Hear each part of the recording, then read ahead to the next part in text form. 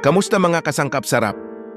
Welcome sa Sangkap Sarap TV. Ngayon, magluluto tayo ng masarap, malinamnam at creamy na ginataang manok. Tara, simulan na natin!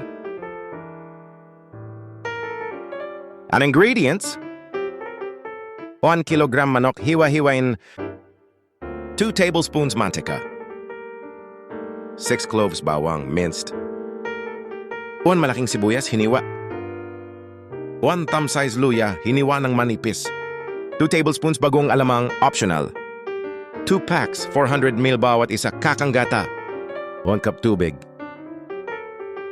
1 bungkus dahon ng sili, top 4 siling haba, optional, 1 tablespoon patties, optional, asin at paminta ayon sa panlasa.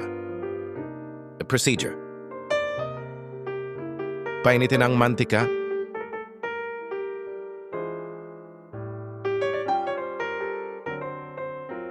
at igisa ang bawang, sibuyas at luya hanggang mabango.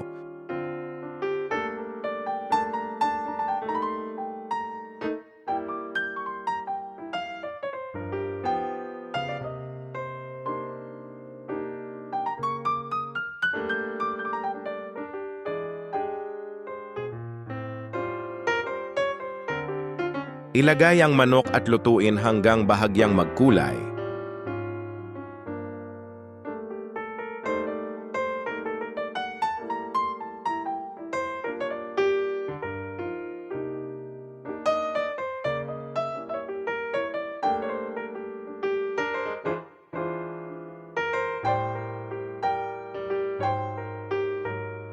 Idagdag ang bagoong alamang kung gagamit at igisa ng 1 to 2 minuto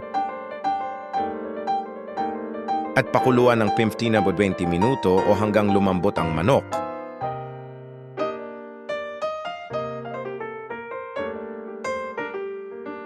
Ibuhos ang tubig, takpan,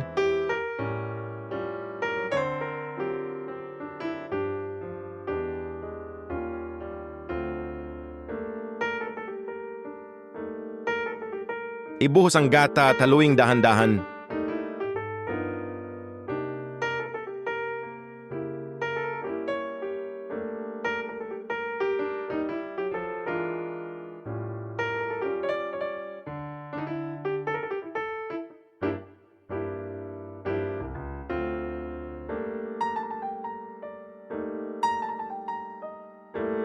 Pakuluan sa mahinang apoy sa loob ng 8 to 10 minuto.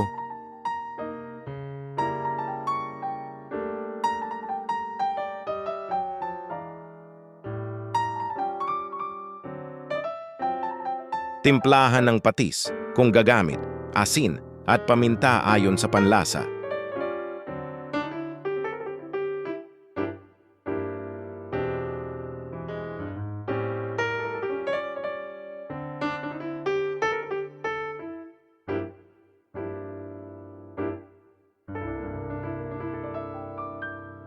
Ilagay ang siling haba at 1 bungkus ng dahon ng sili.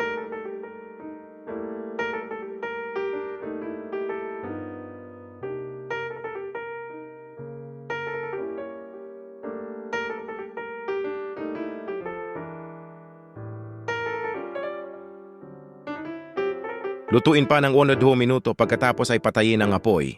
Ihain habang mainit kasama ang bagong saing na kanin. At ayan, handa na ang ating masarap na ginataang manok.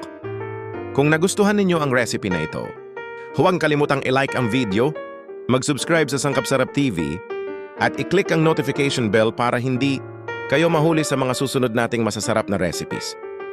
Maraming salamat at happy cooking!